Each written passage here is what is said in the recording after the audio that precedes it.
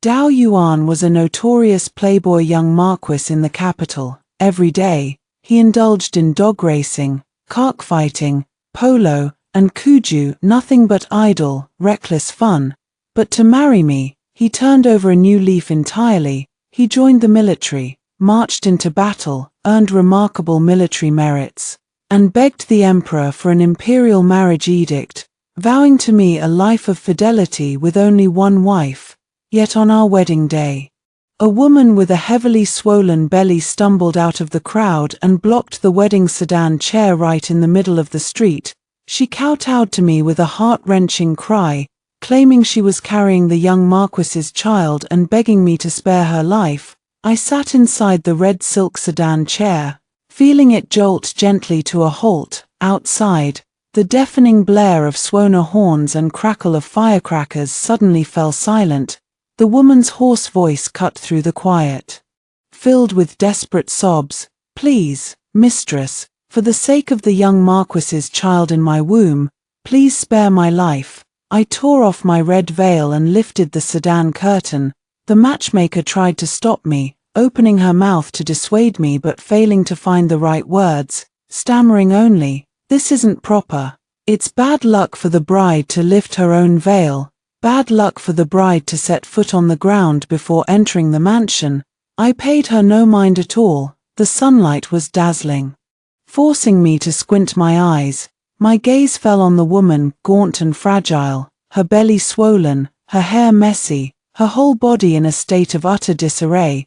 She kept kowtowing heavily on the ground, too terrified to look up at me, mindlessly repeating her plea, "Please save me, mistress. I don't ask for any title or status. I'm even willing to give the child to you. Once the baby is born, you'll be his real mother, and I'll never acknowledge him as mine for as long as I live. Please spare me." Countless eyes fixed on me, and whispers began to ripple through the crowd. I heard the young marquis swore to the mistress that he'd have only her in his life. How dare he keep a mistress and get her pregnant before even bringing his bride home? It's only natural for a man of high status to have 3 wives and 4 concubines, let alone a marquis. How could a noble mansion like his possibly have only one mistress of the house? That bride is an orphan with no family or background. Marrying into a marquis's family is already the biggest stroke of luck she could ever have. Even if a mistress shows up on her wedding day demanding a place in the household, she has to swallow her pride and accept it whether she likes it or not. To choose to block the wedding sedan right here and now, this mistress is no fool. That bride's life is going to be miserable from now on. The woman seemed to hear the murmurs around her too. She quickly raised her voice to defend herself. "Please, mistress, believe me, I have no ulterior motives. I don't want any status. I only want to live. Please save me." Then she kowtowed even harder, and soon, blood began to stain her forehead. I stepped down from the sedan and walked over to her, bending slightly to help her up by her trembling arms, stopping her from kowtowing any further. "Get up quickly, the ground is cold, and you're pregnant, don't hurt the child in your belly." I pulled her up gently, and as I did, my fingers subtly pressed against her wrist to feel her pulse. My heart sank. It was indeed a pregnancy pulse. She was already 4 months along. 4 months ago was exactly the time when Dao Yuan had said he needed to return to the marquis's mansion first to make arrangements for our wedding. At that moment, Dao Yuan, dressed in a bright red wedding robe and riding a tall, spirited steed, pushed his way through the crowd and appeared before me. A faint, imperceptible panic flickered across his handsome, noble face. He forced himself to stay calm, his voice urgent. Where did this madwoman come from, daring to disrupt my wedding day? Guards, drag her away and send her to the magistrate's office. With just one glance, I understood everything.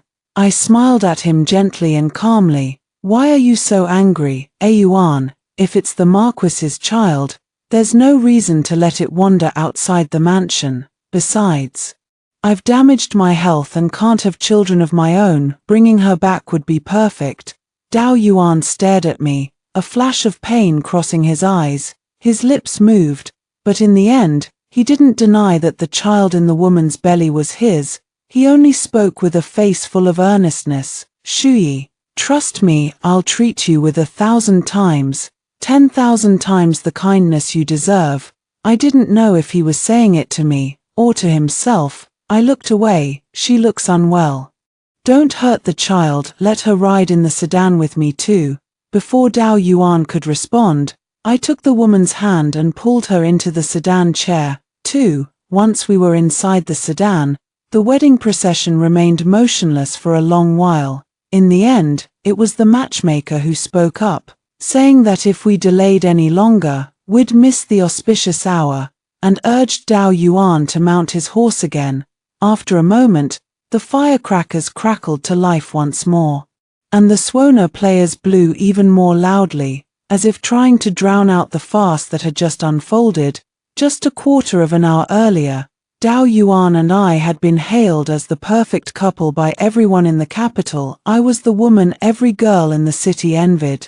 Everyone marveled at how a girl who'd grown up in the countryside, orphaned and with no one to rely on, could marry into a marquis's family, could turn a stubborn, unruly playboy into a devoted man, to win my hand in marriage. When he returned triumphant from the border and the emperor asked him what reward he wanted, he'd knelt before all the officials and begged for an imperial marriage edict, swearing an oath of lifelong fidelity, never to take another concubine as long as he lived. The emperor had laughed and teased him for being a lovesick fool, but still granted the imperial edict. After receiving the edict and thanking the emperor, he'd leaped onto his horse and galloped through the streets, shouting at the top of his lungs, "Shuyi, I'm here to marry you," drawing crowds of onlookers wherever he went. That figure, riding in bright clothes on a spirited horse, so free and unrestrained, he'd been the dream of countless noble young ladies in the capital. Everyone envied me for my good fortune. But no one knew that at first. I'd never even thought of marrying him. My meeting with Dao Yuan had been a complete accident. My father had been a country doctor, and I'd learned some medical skills from him since I was a child. Slowly, I'd started treating patients on my own, curing one after another. The villagers had called me Little Dr. Jiang so often that I'd become a little complacent, thinking I'd mastered my craft. I'd wanted to go out into the world like the heroines in storybooks, traveling to heal the sick and help the needy. Dao Yuan had been the first unlucky soul I'd encountered. He'd gone hunting with a few of his wealthy playboy friends when his horse had been spooked by a wild beast. The horse had bolted with him on its back, separating him from the others and racing deep into the forest before throwing him off with a violent jolt. I'd draped the new padded jacket my father had just made for me over his body, splintered his leg with tree branches, and carried him to the nearest cave. I'd lit a bonfire and sprinkled insect-repellent powder around the entrance. Staring at the newly lit flames, I'd muttered to myself, "The storybooks all say you shouldn't pick up injured, unconscious men by the side of the road. You'll end up being stuck with them. What if this handsome young master wakes up and insists on marrying me to repay the favor? How should I refuse him without breaking his heart? And if I agree to marry him, will it ruin my plans to travel the world and be a heroine?" A hearty, teasing laugh came from behind me. So, would the young lady accept my offer of marriage to repay the favor? I turned my head and saw him leaning lazily against the broken cave wall, smiling so freely and boldly. He tried to move toward me, but accidentally tugged at his wound. He hissed in pain, but his smile only widened. "Little doctor, why aren't you saying anything?" His tone was casual, his voice hoarse and alluring, like a mountain spirit tempting mortals. It made my ears burn. Unexpectedly, a heavy snowstorm had sealed off the mountain pass, and the temperature had plummeted drastically. The dry firewood in the cave had burned out quickly. In the end, both Dao Yuan and I had frozen unconscious in the cave, and it was my parents and the villagers who'd come to rescue us and carry us down the mountain. That was also the time when I'd caught a severe cold that damaged my health, rendering me unable to have children ever again. Dao Yuan had dragged his injured leg to kneel before my father, swearing up and down that he would take responsibility for me. But both my father and I had refused him. My father had said he could support me for the rest of my life, that he didn't want to take advantage of a favor owed.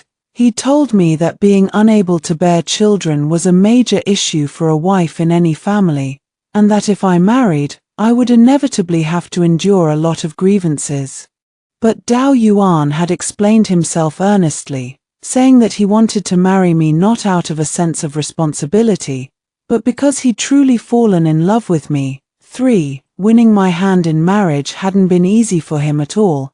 My father had never taken a liking to him, chasing him away countless times, but he'd never gotten angry or discouraged. A spoiled young master from a noble family, he'd picked up an axe to chop firewood for my father, helped dry medicinal herbs, and done everything he could to curry favor. He'd been afraid I'd be upset, so he'd gone out of his way to make me laugh, bringing me dresses, jewelry, and snacks from the capital every day, coaxing me to eat them. One day when I'd been running a high fever, I'd mumbled about missing the mustard green dumplings my late mother used to make for me.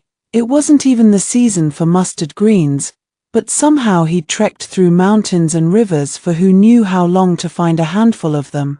At a time when all noble young masters in the capital believed that gentlemen should stay far away from the kitchen, he'd personally rolled up his sleeves and cooked the dumplings for me. When he'd picked one up to feed me, he'd grinned and said, "Eat up. Don't worry, these dumplings definitely taste like what your mother used to make." Before I brought them over, I knelt and kowtowed several times at your mother's grave, begging her to bless me. Bless me so you'd be able to eat the dumplings I made. Bless me so the dumplings would taste like hers. And bless you so you'd recover from your illness completely after eating them. After that day, my illness had gradually gotten better, and although my father still hadn't given him a good look, he'd stopped chasing him away. Once he'd won over my side of the family, he'd had to convince his own parents to agree to this marriage between two people from such vastly different backgrounds. He'd left for the capital then, and been gone for half a month. It was half a month later that he'd reappeared before me, walking with a slight limp. He'd grinned like a fool, showing off in front of me. My parents have finally softened their stance. As long as I make something of myself, achieve something great, they'll agree to let us marry. At that time, he'd never mentioned that he'd been severely punished by his family, that he'd been made to kneel in the ancestral hall for days on end. He'd only come to see me once he could walk without anyone noticing his limp, saying he couldn't bear to see me worry about him. I'd felt heartache for him, and he'd felt even more pain. After that, he'd truly turned over a new leaf, abandoning his old playboy ways of horse racing and cockfighting. He'd begun to study martial arts earnestly with a master. Whenever he'd had free time, he'd come to complain to me about how strict his martial arts master was, but he'd never once slacked off. Later, he'd told me he was going to the border to build up his military achievements. He'd said that once he'd earned enough merits, he could bypass his parents and beg the emperor directly for an imperial marriage edict, vowing to marry me in the most glorious way possible. Before he left, he'd transferred all his land, shops, and manors into my name. He'd said that if he came back alive, these would be my dowry. A wife with a generous dowry would always be respected by others. And if he didn't come back, these would be my security, my means of supporting myself for the rest of my life. He'd sworn he'd never let me suffer hardship ever again. At that time, I truly believed that we would spend the rest of our lives together. But I'd never imagined that the moment news of the army's triumphant return from the border had reached the capital, my home would be raided by bandits. My father, along with the eldest daughter of Uncle Liu's family who'd come to my house for medical treatment, had both been brutally killed in the courtyard. Madam, this servant truly did not mean to offend you. I swear." A voice as timid as a mosquito's buzz pulled me back from my memories. Inside the wedding sedan chair, the woman I had just taken in huddled trembling in the corner, her body still shaking like a leaf in the wind, long before we reached the Marquis's mansion. She had spilled the entire story. Her name was Madame Liu. She had originally been sold to a brothel by her gambling addict father, only to be bought out by the mansion steward and sent to the young Marquis's chambers. She was told that the young Marquis's soon-to-be wife suffered from an illness that made her unable to conceive, and they were looking for a virtuous, pure woman to bear the next heir to the Marquis's lineage. After the child was born, she would be given a large sum of money to start a new life elsewhere. Never did she expect that a few days ago, when she had gone to bring soup to Dao Yuan, she had accidentally overheard him talking to the steward. He was worried that I would be heartbroken if I found out the truth, and planned to keep the child but get rid of her afterward. She did not want to die. After much deliberation, she realized that the only way to save her own life was to make a big scene, which was why she had chosen to stop my sedan chair in the middle of the street today. I closed my eyes briefly. I knew there were parts of the story she had left unsaid. For instance, after 4 months of companionship, she must have developed some affection for Dao Yuan, too, a young, promising, handsome man, spending every day together, sharing the most intimate moments. It was only natural for her to catch feelings. That was why she had wanted to make soup for him with her own hands and bring it to him personally. Little did she know that she would overhear those devastating words instead. I raised my hand, cutting her off before she could continue her groveling pleas of loyalty. Now that you have stepped into this wedding sedan, you shall enter the mansion with me today. Rest easy and focus on nurturing your child from now on. No one shall harm you or the baby. In the blink of an eye, we arrived at the Marquis's mansion. The wedding sedan came to a halt, and the curtain was lifted. Dao Yuan reached out his hand to me, his palm, calloused from years of martial practice, with faint veins protruding, betraying his nervousness and unease. Instead of placing my hand in his, I steadied myself against the matchmaker and stepped down from the sedan gracefully on my own. I had already torn off my red wedding veil long ago, now adorned in a phoenix crown and red silk robe. I stood calmly before everyone, meeting the gazes of the mansion elders and relatives, their expressions a mix of surprise, disdain, and curiosity. The first to speak out in anger was Dao Yuan's mother, the current Lady Marquis. I always said a country girl is unfit for a noble household. She doesn't even understand the most basic rules of etiquette. What kind of bride lifts her own veil before the wedding ceremony is even completed? She has brought shame to the Marquis's mansion, both publicly and privately. Before I could respond, Dao Yuan stepped forward first, shielding me behind him. This is all my fault. It has nothing to do with Shuyi. If mother wishes to scold someone, scold me instead. The Lady Marquis was left speechless, her words stuck in her throat. After sputtering a few curses at her unfilial son, she fell silent. Madame Liu followed me out of the sedan, cowering timidly. Her swollen belly was still noticeable beneath her loose robe. A murmur of shock rippled through the crowd of onlookers from the mansion. The Lady Marquis shot me a glance, a flicker of triumph and mockery crossing her face. The old Marquis frowned deeply, his voice stern as he spoke.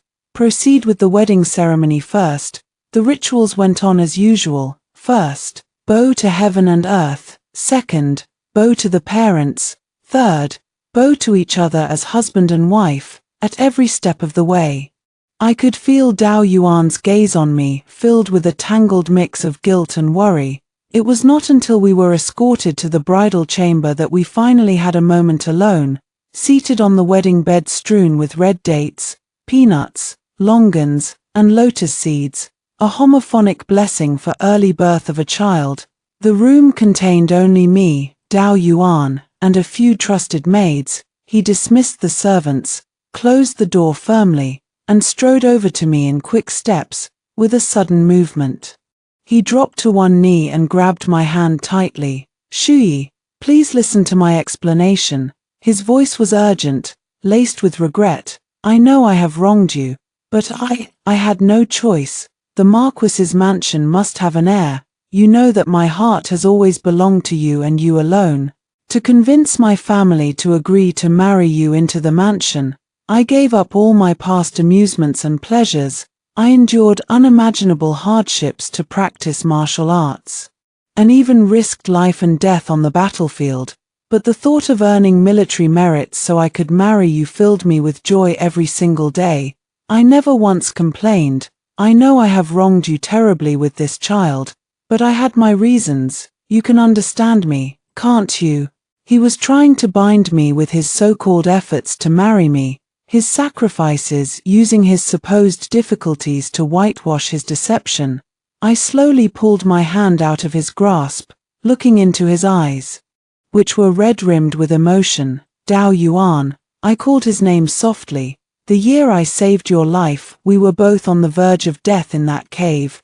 You swore that if we survived, you would never betray me for as long as you lived. He nodded eagerly, his voice earnest. Yes, I have never forgotten, Shuyi. Every achievement I have made, every position I have fought for, it was all to marry you. Then, I leaned forward slightly, closing the distance between us, until I could clearly see my own reflection in his pupils, was saving your life, and all that followed, merely a means to repay your debt of gratitude, a way to fulfill your vow of never betraying me in name only. Dao Yuan's face turned as pale as a sheet, his lips trembled, but no words came out. My voice filled with sorrow as I continued. If you knew you could not keep your promise to me, you could have simply chosen not to marry me in the first place. If you had given me a sum of money, I could have opened my own clinic, become the little Dr. Jiang I always wanted to be. I could have supported myself perfectly well on my own. Why did you choose to lie to me? Was it because my father is no longer here to protect me? So you thought you could bully me without consequence? Dao Yuan's eyes welled up with tears. No, it's not like that. The child was never my intention. It was my mother. She drugged me when I wasn't looking.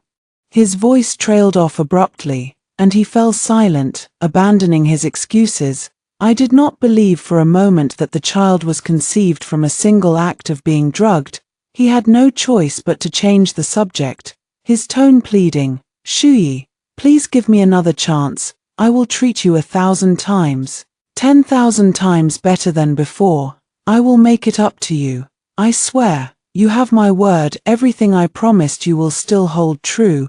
Once that lowly woman gives birth to the child, I will send her away. For the rest of my life, there will only be you. I will never take another concubine, never have any secret lovers. It will be just the two of us, for eternity. Shuyi, I beg you, don't leave me, please. He fumbled clumsily to wipe the tears from my face. If you are angry, hit me, scold me, do whatever you want. Just please don't cry anymore. It breaks my heart to see you like this. I straightened my posture, smoothing out the elaborate cuffs of my wedding robe. My voice regained its calm, steady tone, as if I had resigned myself to my fate. Now that things have come to this, I will arrange for Madame Liu to be properly cared for. The child in her womb is, after all, the eldest grandson of the Marquis's mansion. Relief flickered across Dao Yuan's face, almost imperceptible.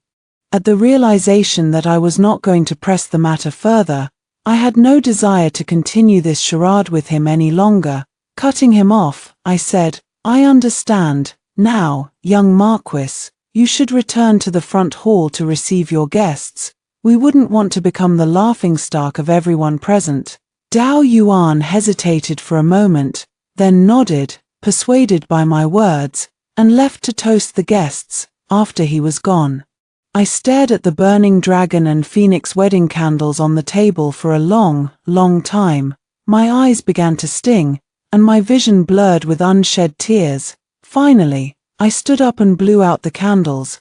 When Dao Yuan returned later, he saw the tightly closed door and the extinguished candlelight. Knowing better than to intrude, he did not insist on entering, and instead spent the night in his study. As the matriarch of the household, the Lady Marquis had her ears everywhere.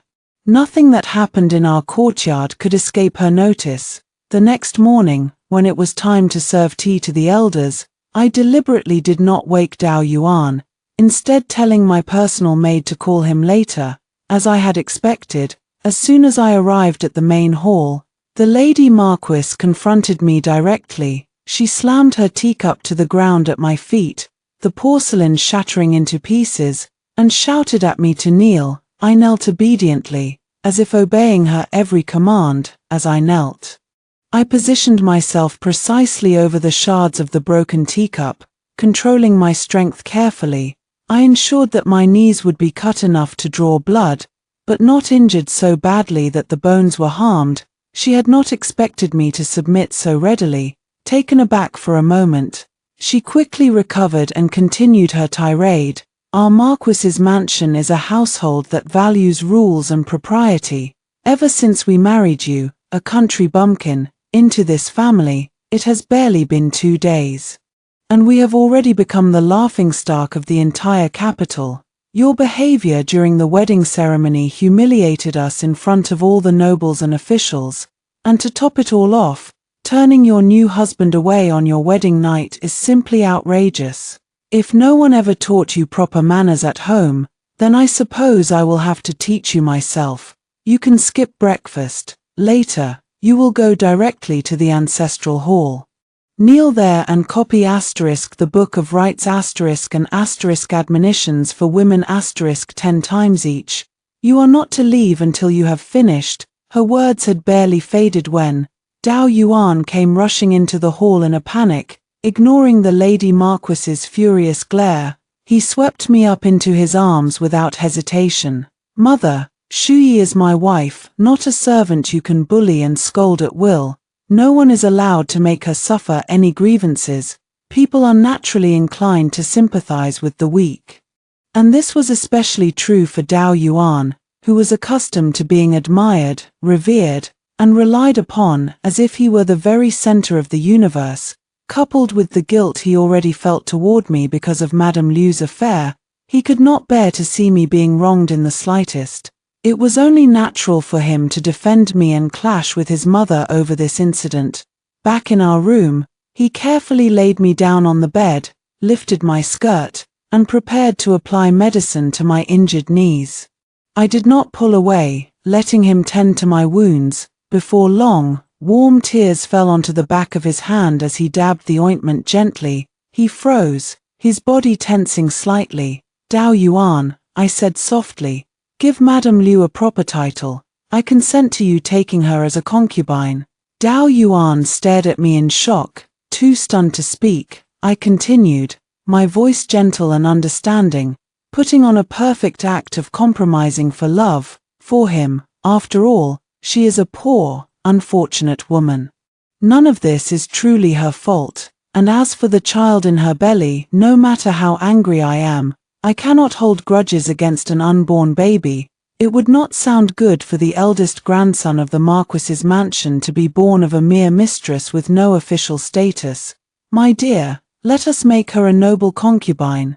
She is, after all, the mother of the mansion's eldest grandson. We cannot afford to treat her too lightly. You can decide on the date of the ceremony. It does not need to be overly grand. But it should still be a proper, respectable affair, lest people say that the Marquis's mansion has treated her harshly.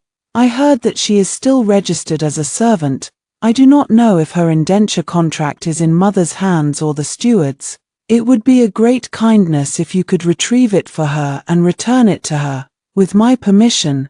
Dao Yuan wasted no time in getting things done, in no time at all.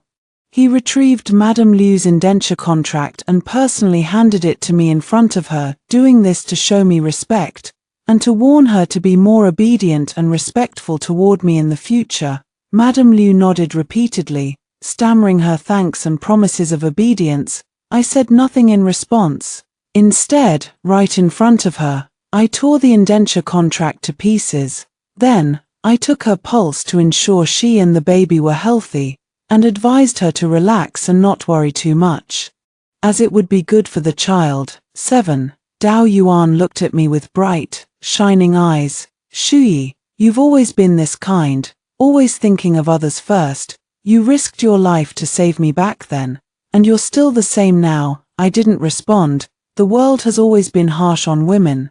When a third person comes between a husband and wife, it's clearly the man who can't control himself.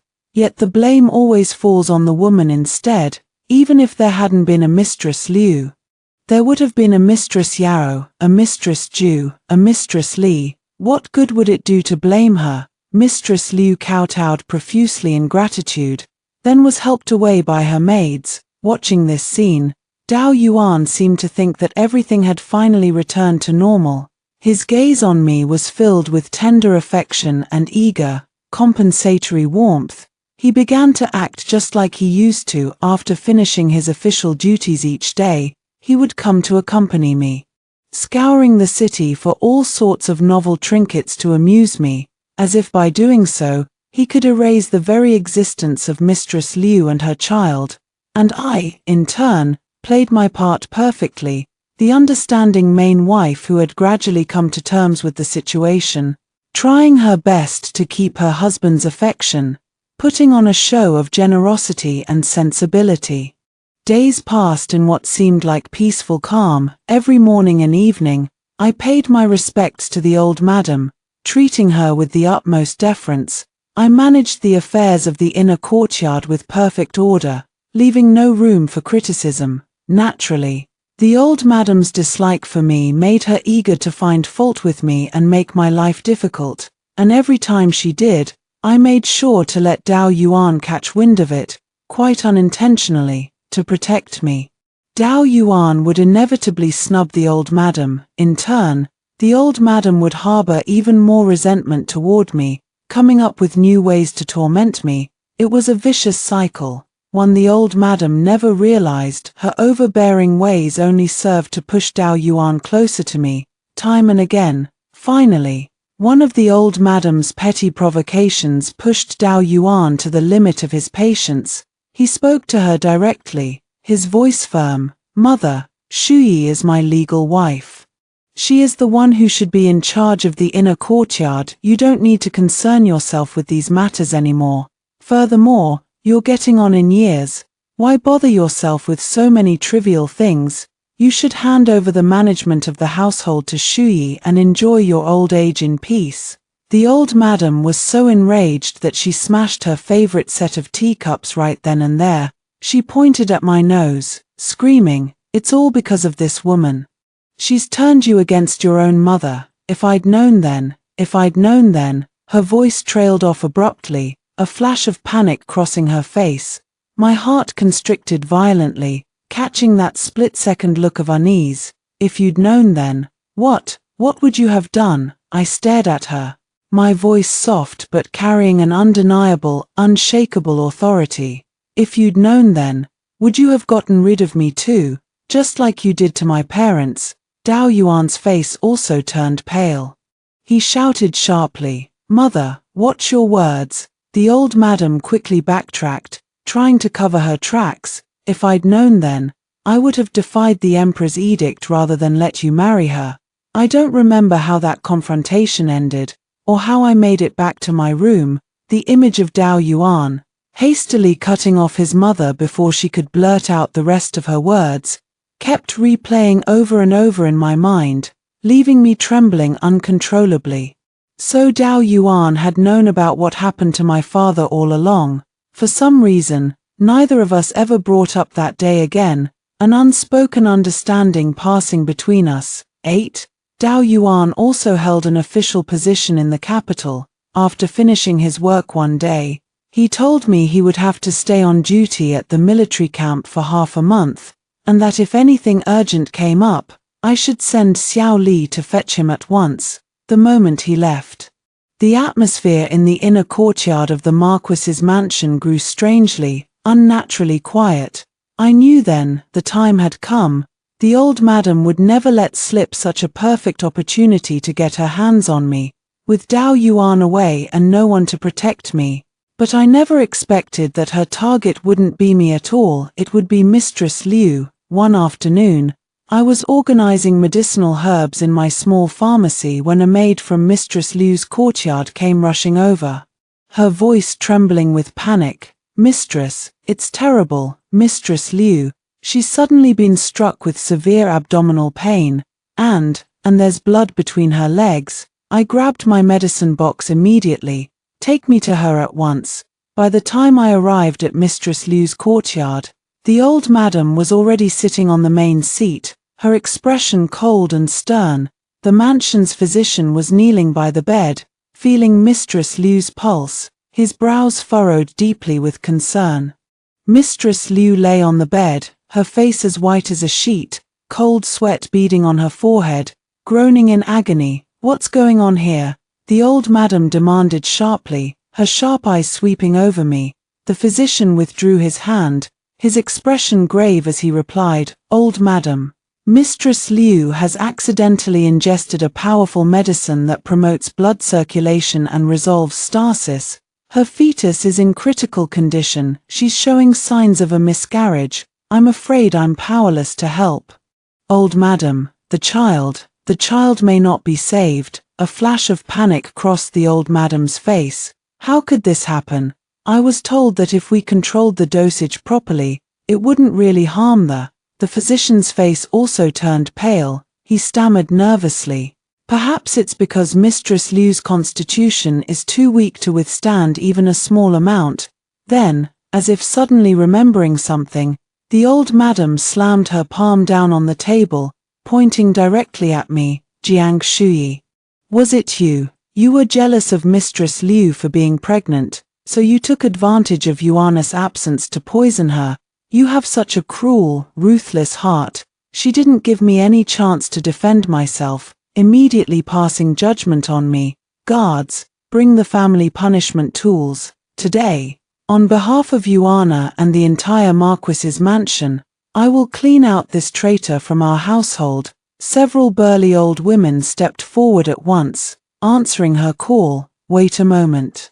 I forced myself to stay calm. My father had always told me, no matter how critical a patient's condition is, a doctor must never lose his composure.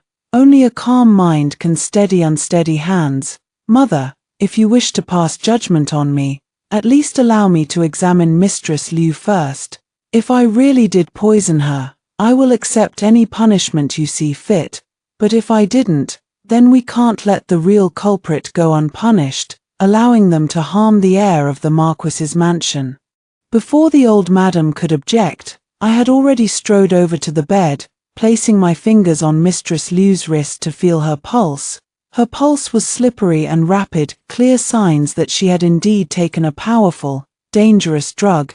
But when I had felt her pulse before, her constitution had been relatively strong, not at all beyond saving. I opened my medicine box quickly, taking out a set of silver needles. Since the mansion's physician says he can do nothing, why not let me try? If I fail to save her, then mother can carry out the family punishment as you wish.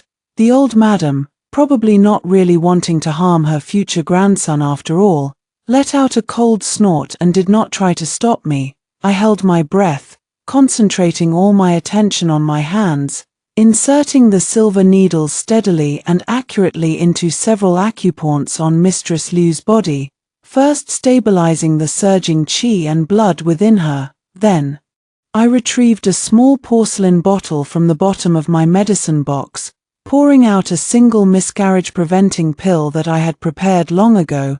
This pill had been made with extremely rare and precious ingredients, formulated meticulously by me according to the secret recipes left by my father, tailored specifically to Mistress Liu's constitution. I had made it just in case. Never thinking that I would actually need to use it one day, I fed the pill to Mistress Liu, then used the silver needles to guide the medicinal properties of the pill through her body. After about the time it takes to burn an incense stick, Mistress Liu's groans of pain gradually subsided, and a faint flush of color returned to her pale, ashen face. 9. I put away the silver needles, speaking in a calm, neutral tone. The bleeding has stopped for now, and the fetus is stable. but she will need to be cared for with the utmost diligence and attention for some time to come." The old madam's expression was complicated. I couldn't tell if she was relieved that I had actually managed to save the child, or if she was furious that the elaborate scheme she had plotted had failed to get rid of me. I looked at the old madam, my voice steady and unwavering. "Mother, the drug that Mistress Liu ingested was extremely potent, far too strong to be mixed into ordinary pastries or meals without leaving a trace. It must have been given to her by someone close to her, or through someone she trusted implicitly. Shouldn't we conduct a thorough investigation into everything Mistress Liu ate, drank, or any medicinal decoctions she took today, as well as everyone she came into contact with?" My gaze drifted meaningfully to the broken bowl lying on the floor. Half of its contents spilled, a leftover tonic that Mistress Liu hadn't finished drinking. The old madam's eyes narrowed sharply. She knew that if this matter dragged on any longer, she would only end up incriminating herself. She had no choice but to suppress her anger, saying through gritted teeth, "Since the child has been saved, this matter will be discussed later. All of you, take good care of her. If anything happens to Mistress Liu or the child in her womb, I will hold all of you accountable." With that, she flung her sleeves and stormed out of the room.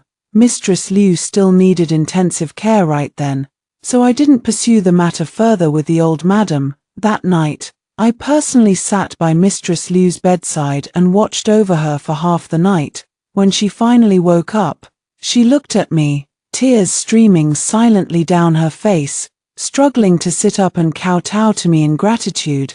I pressed her back down gently onto the bed. "There's no need for that. We're both poor, unfortunate souls. I was just helping a fellow sufferer in need," she choked up, her voice trembling with emotion. "Mistress, that bowl of tonic soup, it was Steward Zhong who brought it to me personally. He said it was specially prepared by the old madam, ordered from the kitchen to help me recuperate. I never thought she would harm her own grandson." I drank it without the slightest suspicion. I nodded slowly, not at all surprised by her words. "I know." I patted her hand gently. "From now on, your safety and the safety of your child, they are my responsibility." Mistress Liu clung tightly to my hand, as if it were the only lifeline she had left in the world, seeing that she was in a better state. I instructed her on several things she needed to be careful about in the days to come, promising her that I would personally come to check her pulse every day to ensure her safety, and that I would be extra cautious in inspecting everything she ate or drank from now on. As I spoke, I noticed that her mind seemed to be wandering, her gaze growing distant and unfocused. I thought she was just tired, so after telling her to rest well, I prepared to leave. But just as I was about to step out of the room, she grabbed the sleeve of my robe. She closed her eyes tightly for a moment, then opened them again, speaking in a voice that sounded like she had made a desperate decision. "Mistress, I know the truth about your father's death. It was the old madam who had him killed." My head snapped up, my eyes widening in shock as I stared at her. Mistress Liu recalled, her voice trembling, "The day Steward Zhong brought me back to the mansion, I happened to see the old madam rewarding a guard with a mole on his forehead. I heard her mention Dr. Jiang. She told him to make it look clean, like a bandit raid." I looked at her, my voice hoarse and barely audible. "Are you sure?" Mistress Liu knelt down on the bed, kowtowing to me heavily as tears streamed down her face. "I'm sure. I was standing far away at the time, but I've had better hearing than most people since I was a child. I would never mishear something like that. You've shown me such great kindness. Mistress, I'm willing to repay you with my life. If you want to report the old madam to the authorities, I'm willing to testify against her as a witness, even though I had long suspected the truth." Hearing it spoken out loud like this still sent a cold, bitter chill straight to the bottom of my heart. "I understand, but you must take this secret to your grave. Don't breathe a word of it to anyone else." Mistress Liu was innocent and naive. She didn't understand that even with her testimony, It would be impossible to bring down a second-rank imperial consort with the power and influence that the old madam wielded. 10. The next day, as soon as Mistress Liu was well enough to get out of bed, she knelt before me again, her expression resolute, as if she had made up her mind to do something reckless. "Mistress, do you have any poison that can kill a person instantly, just from a drop of blood? I can find an opportunity to poison the old madam with it, avenging you and your father. You can rest assured, even if I get caught, I'll never implicate you. I'll say that she was the one who poisoned me first, nearly killing both me and my child. I only took revenge on her out of hatred and resentment." I couldn't help but laugh, a mixture of amusement and sadness in my voice, as I helped her up from the ground. Mistress Liu's cheeks flushed slightly pink, her bright, clear eyes fixed on me, unblinking. I gave her a meaningful reminder. "There's no need for you to lift a finger. Just take good care of yourself and your health. The future of the Marquis's mansion belongs to this child. It belongs to you, and it belongs to me too." Madame Liu's ears turned bright red with embarrassment. She vowed earnestly, "Madam, I understand. I will do my utmost to give birth to a son." Her earnestness made me laugh, lightening the heavy atmosphere between us. When Dao Yuan heard what his mother had done, how she had nearly cost him his only child, he flew into a rage and had a violent quarrel with her. He forced her to hand over the power of managing the household to me, ordering her to live out her days quietly in her courtyard and mind her own business. Naturally, the Lady Marquis was unwilling to concede, but Dao Yuan was resolute. He threatened her that if she refused to hand over the household power and continued to cause trouble, he would report her for poisoning the future heir of the Marquis's mansion to the clan elders, letting them punish her according to the clan rules, left with no other choice. The Lady Marquis had to hand over both the authority to run the household and the keys to the storerooms. Dao Yuan brought these things to me, trying to appease me, saying that his mother would never dare to make things difficult for me again. I accepted them without hesitation, letting things take their natural course. Perhaps she was truly infuriated by Dao Yuan's betrayal, for the Lady Marquis fell ill that very night. She caught a severe chill, and was plagued by nightmares, screaming in her sleep that ghosts were coming to claim her life. The mansion physician prescribed her medicine to ease her pain and calm her nerves. Taking advantage of my newfound authority over the household supplies and my medical expertise, I began to add a few carefully selected herbs, ones that counteracted each other's properties, to her daily meals and tonics, doing so extremely slowly and subtly. Individually, these herbs were harmless, some were even beneficial to health. But when taken together over a long period of time, they would gradually erode her internal organs, sapping her vitality and draining her energy, making her look as if she were simply succumbing to the frailty of old age and illness. Dao Yuan still cared about his mother, of course. Every day after finishing his official duties, he would return home to personally attend to her. As time went by, however, Dao Yuan's own health began to decline as well. He often felt exhausted and lethargic. When he summoned the imperial physicians to diagnose him, they only attributed his symptoms to overwork, advising him to rest and recuperate. Bit by bit, imperceptibly, through my quiet maneuverings and Dao Yuan's voluntary surrender of power, the control of the Marquis's mansion gradually shifted into my hands. The day Madame Liu went into labor was a rainy night. Thanks to the meticulous care she had received during her pregnancy, her delivery was remarkably smooth. She gave birth to a healthy, beautiful baby girl, one who looked just like her. I had bribed the midwife and the physician beforehand, and all the maids and servants present that day were people I trusted implicitly. Naturally, the news that spread throughout the mansion was that Madame Liu had given birth to a healthy baby boy, the long-awaited heir. At the baby's *11 san ceremony, the traditional Chinese custom of washing a newborn baby 3 days after birth, the Marquis's mansion was filled with rare liveliness and celebration. Dao Yuan held the baby in his arms, a smile of paternal joy spreading across his face. Yet beneath that joy lay an unmistakable weariness and frailty. He looked at me, his gaze a complicated mixture of happiness, guilt, and a faint, almost imperceptible, confusion. "Shuyi, look, this is our child," he said, trying to pass the baby to me. "This is the heir to the Marquis's mansion," I corrected him gently. Taking the baby from his arms and cooing softly at her, the smile froze on Dao Yuan's face. After the baby's full-month celebration, I persuaded Dao Yuan to elevate Madame Liu to the status of secondary wife, arguing that she had merited this honor through her successful delivery, and that it would be more appropriate for the child to be raised personally by her birth mother. Dao Yuan, still believing me to be the epitome of magnanimity, readily agreed. While joy and festivity filled our corner of the mansion, the Lady Marquis's health continued to deteriorate rapidly. What had started as mere listlessness soon turned into a state of constant bedridden illness. Several groups of imperial physicians were summoned to treat her, but all of them concluded that her condition was the result of years of accumulated. With the two pillars of the Marquis's mansion gone one after another, only a young child remained to inherit the title. As the legal wife and Madame Liu as the birth mother, we took charge of the Marquis's mansion without any opposition.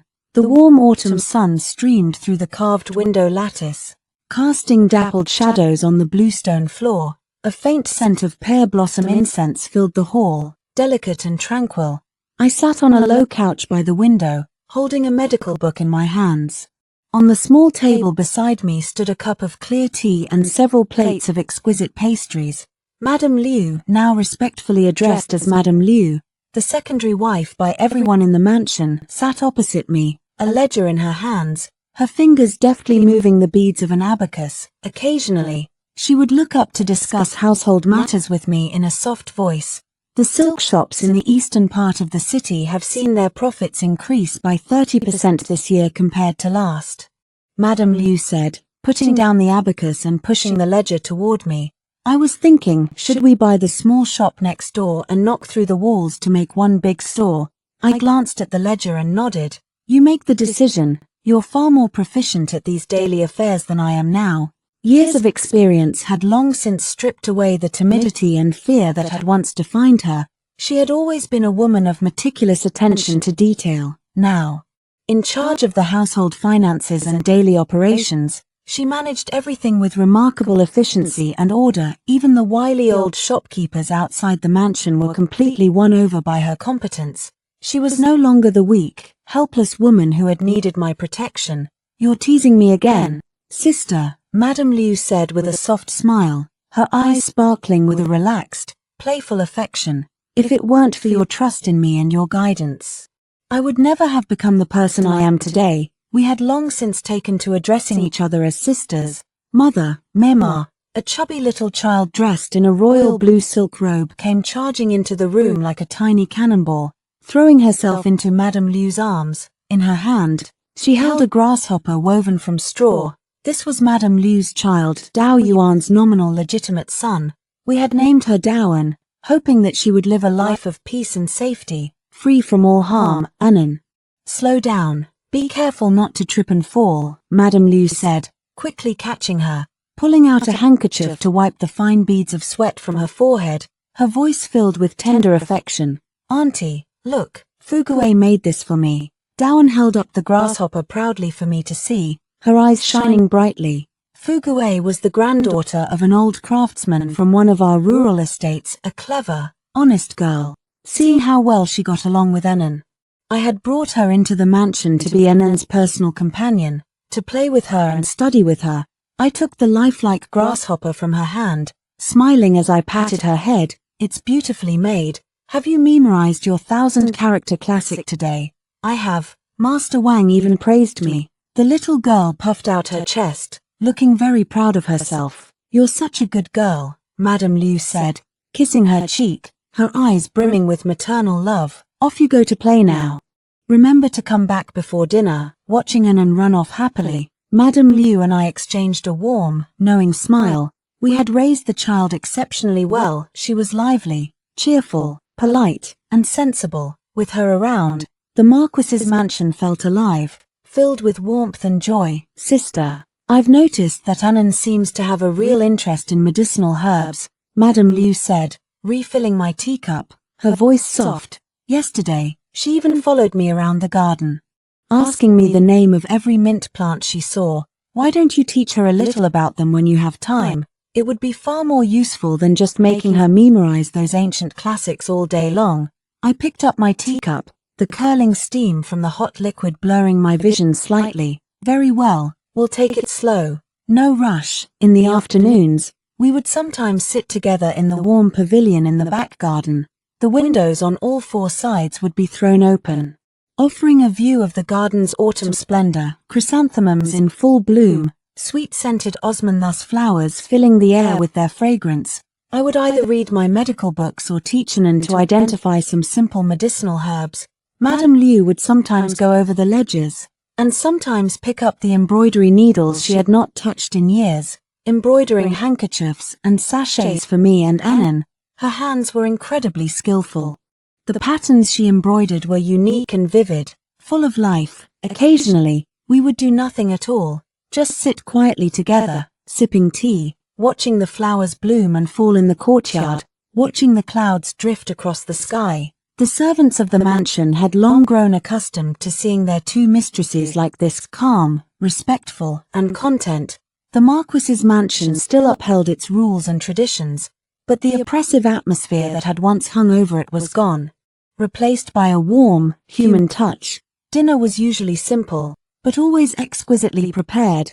Madame Liu and I would eat together with Annan, listening to the little girl chattering away about the interesting things that had happened at her school that day. Somehow, her lively stories always seemed to make our appetites better. After the lamps were lit, once the day's work was done, I would go to my small pharmacy to organize my medicinal herbs, or to develop new medicinal pills and ointments. If she had time, Madame Liu would come to keep me company, helping me sort through the herbs, or chatting with me about the trivial goings-on in the mansion. The candlelight flickered gently, casting a warm glow over our two calm, peaceful faces. Outside the window, the moonlight poured down like water, bathing the courtyard in its silvery light. Madame Liu leaned her head gently against my shoulder, her voice soft and content. Sister, this is perfect. This is exactly how it should be. I patted her hand gently, my eyes fixed on the bright, clear moon hanging in the sky outside, a faint smile playing on my lips. Yes, I said softly, this is perfect. The rest of our lives stretched out before us, long and full of promise. The storms had passed, and from now on, the path ahead would be smooth and clear.